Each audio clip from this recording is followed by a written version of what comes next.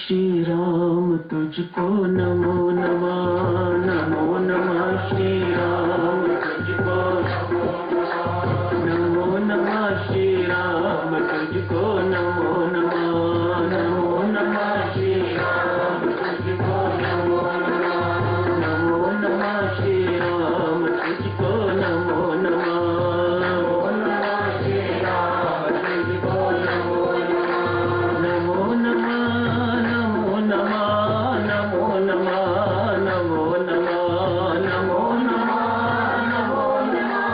नमो नमः नमो नमः नमो नमः नमो नमः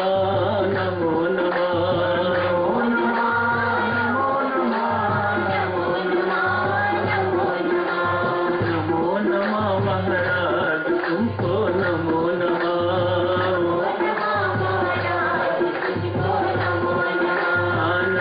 नमः महाराज तुमको नमो नमः,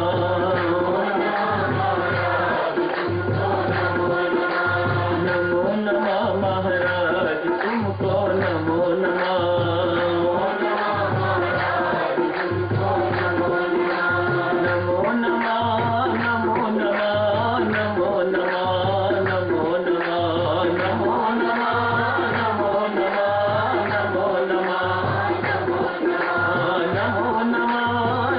गुरुदेव तुमको नमो नमः, नमो नमः गुरुदेव तुमको नमो नमः, नमो नमः गुरुदेव तुमको नमो नमः, नमो नमः नमो नमः नमो नमः नमो नमः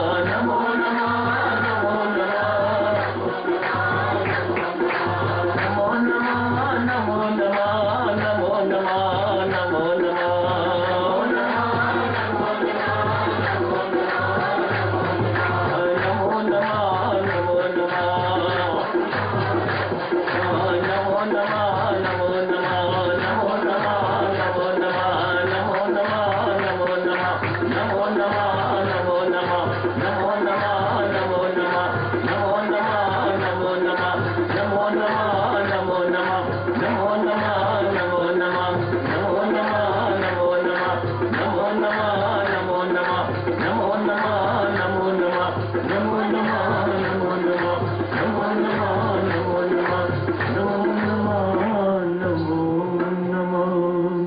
नमो तुझको नमो नमः, नमो नमः श्री राम तुझको नमो नमः, नमो नमः महाराज तुमको नमो नमः, नमो नमः गुरुदेव तुमको नमो नमः। 10वां अध्याय चल रहा है साक्षर विभूति योग नामक 10वां अध्याय।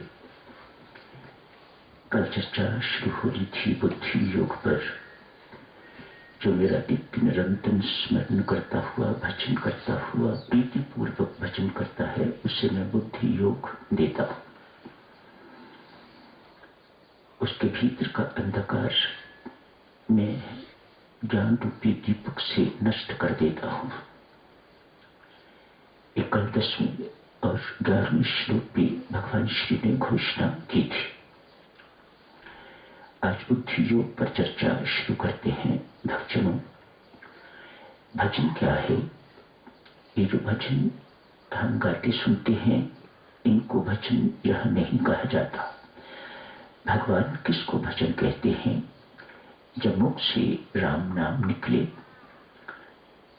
भगवान का गुणगान हो, कानों से भगवान की कथा का श्रवण हो, या उनके गुणों का श्रवण हो, कीर्तन का श्रवण हो, कथा का श्रवण हो,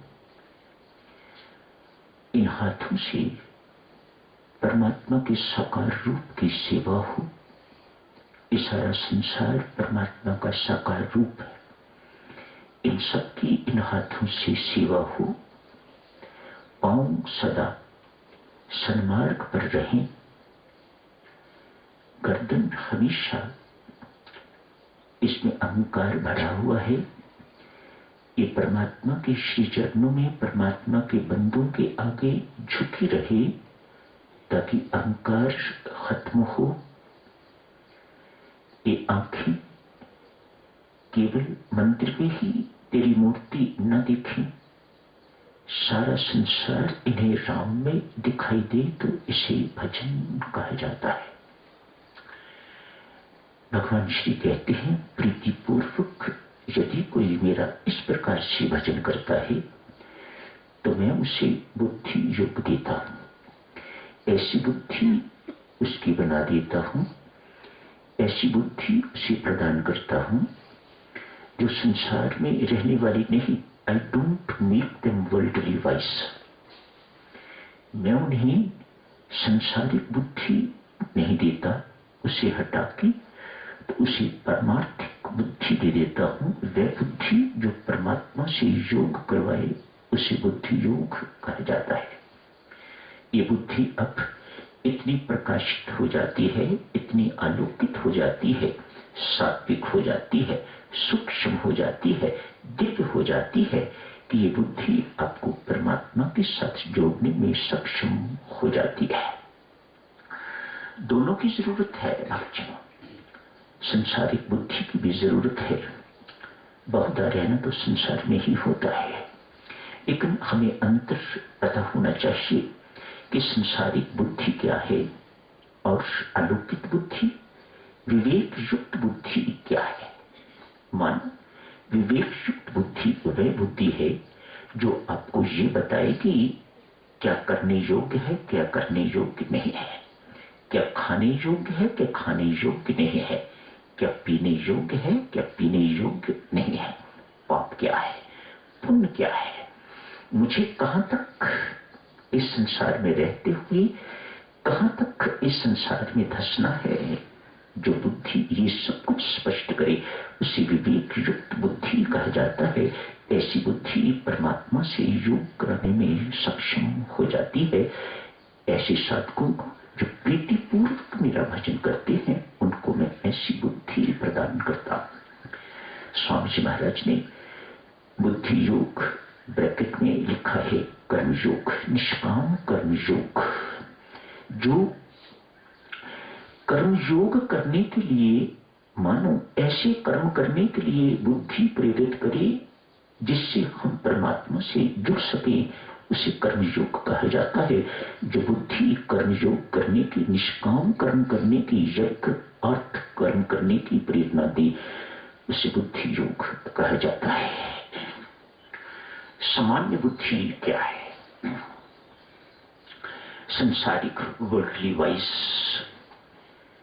आज एक राजा ने घोषणा की है, कोई ऐसा उपाय किया जाए जिससे मुझे ये सारे का सारा संसार, सारे का सारा ब्रह्मांड, सागर, व्यास नदी, ये पर्वत, ये पेड़, ये बंदे, पशु पक्षी इत्यादि सब हरे ही हरे मुझे दिखाई दे। घोषणा कर दी, जो ऐसा कर देगा उसे 1 लाख रुपया इनाम मिलेगा। उन दिनों 1 लाख की ना जाने कितनी कीमत होती होगी। अतएव सब अपनी अपनी बुद्धि का प्रयोग कर रहे हैं। चिंतन शुरू हो गया। राजा साहब से 1 लाख रुपया मिलने की उम्मीद है। सिर्फ इतना सा काम कि राजा साहब को सब कुछ हरा ही हरा दिखाई दे। बहुत दिनों तक कोई व्यक्ति आया नहीं दरबार में। आज एक युवक दरबार में आया है। आके कहा, राजा साहब मैं जो आप चाहते हैं ऐसा कर दूंगा, ऐसा आपके साथ हो जाएगा, पर 1 लाख रुपया मुझे पहले दे दीजिएगा। राजा ने कहा, ठीक है, मैं तुम्हें 1,00,000 रुपया पहले दे देता हूं, लेकिन एक शर्त है, यदि ऐसा ना हुआ जैसा मैं चाह रहा हूं तो तेरी गर्दन काट दी जाएगी। तो युवक ने कहा, राजा साहब मुझे मंजूर है। 1,00,000 रुपया ले लिया, बाजार गया है। बाजार जाके तो थोड़े से पैसे की एक हरी ऐनक खरीद ली है, राजा को पहना दी है। राजा को सब कुछ हरा ही हरा दिखाई देने लग गया है। ये सामान्य बुद्धि है, ये संसारिक बुद्धि है। इसे इंटेलेक्चुअल तो आप कह सकते हो, वाइज तो कह सकते हो, लेकिन ये बुद्धि योग नहीं है। बुद्धि योग तो अलौकिक वही है ना, जिसकी बुद्धि अलौकित हो जाए, प्रकाशित हो जाए, जो परमात्मा की ओर मोड़ने लगे, उसके साथ योग करने की प्रेरणा देने वाली बुद्धि बुद्धि योग कहलाती।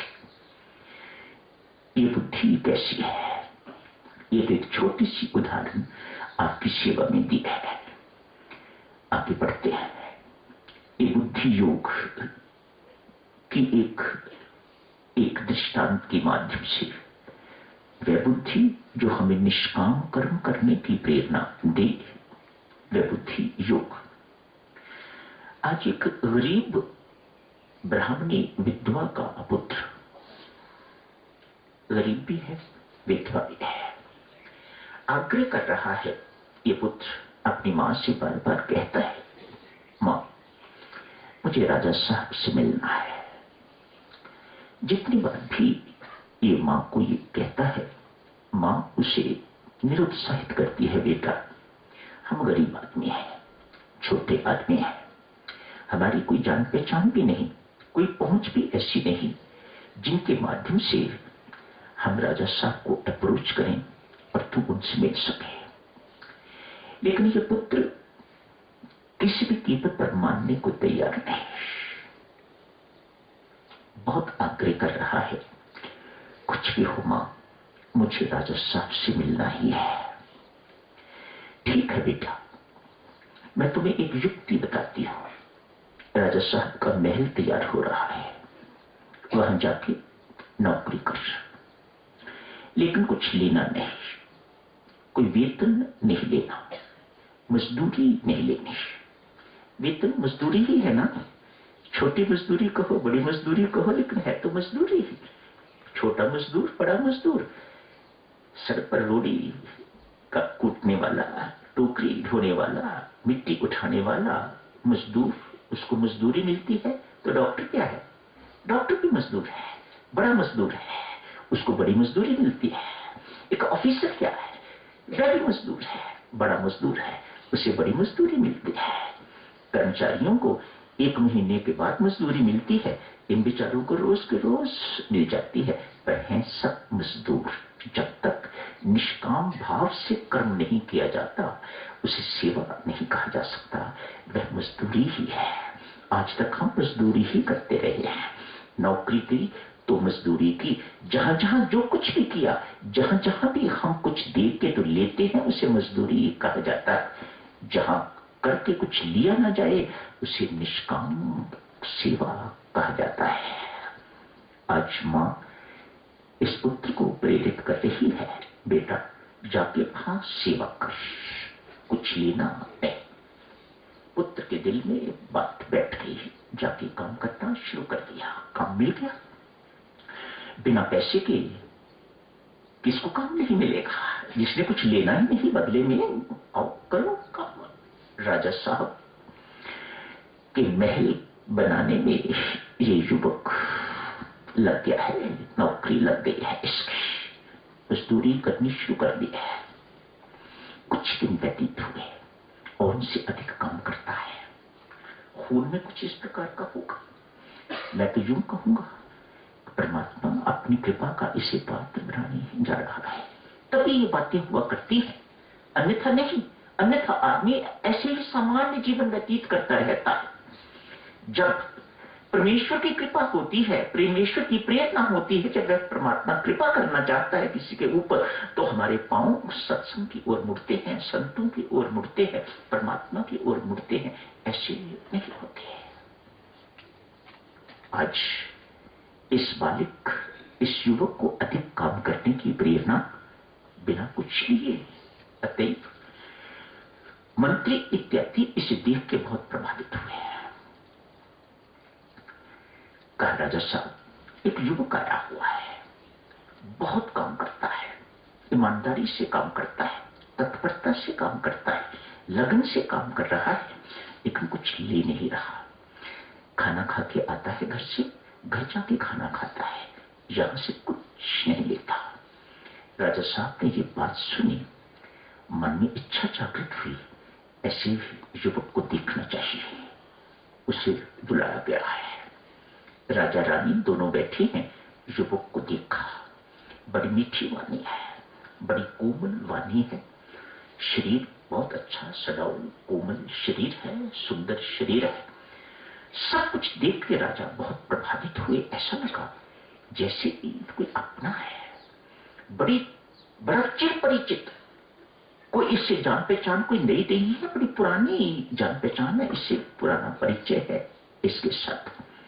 अतएव मंत्रियों को कहा, आज से युवक ये हम दोनों की निजी सेवा पर नियुक्त किया जाता है। भक्तजनों, निष्काम भाव से कर्म जब किया जाता है, जिसमें स्वार्थ नहीं होता, निष्काम अर्थात जिसमें अपने सुख अपनी सुविधा की चाह नहीं होती। साधारण शब्दों में निष्कामता क्या है? जहां अपने सुख की अपनी सुविधा की कोई चाह नहीं है, वह निष्काम। जहां ऐसी भावना हुआ करती है, ऐसा कुछ हुआ करता है, परमेश्वर की कृपा से भीतर की सारी सोई हुई सुप्त शक्तियां जागृत होती हैं। भीतर बहुत कुछ है परमात्मा ने दिया हुआ, लेकिन सोया पड़ा है। किसी को जगाना नहीं आता, किसी को उनसे काम लेना नहीं आता। जब व्यक्ति इस प्रकार से समाज में, संसार में प्रवेश करता है, सेवा के क्षेत्र में प्रवेश करता है, तो उसकी सारी की सारी सुप्त शक्तियां जागृत हो जाती हैं। लेकिन इसके विपरीत यदि स्वार्थ से कर्म करता है, कुछ मन में कामना रख के, मनोकामना रख के कर्म करता है, तो ये सारी की सारी शक्तियां सोई पड़ी रहती हैं, बल्कि संत महात्मा कहते हैं कुंठित हो जाती हैं और बिगड़ती हैं, ये और नकारी हो जाती हैं, किसी काम करने योग्य नहीं रहा करती। तो भक्तजनों, अभी तो समय हो गया है, यही समाप्त करने की इजाजत दीजिएगा। परसों इस चर्चा को और आगे जारी रखें।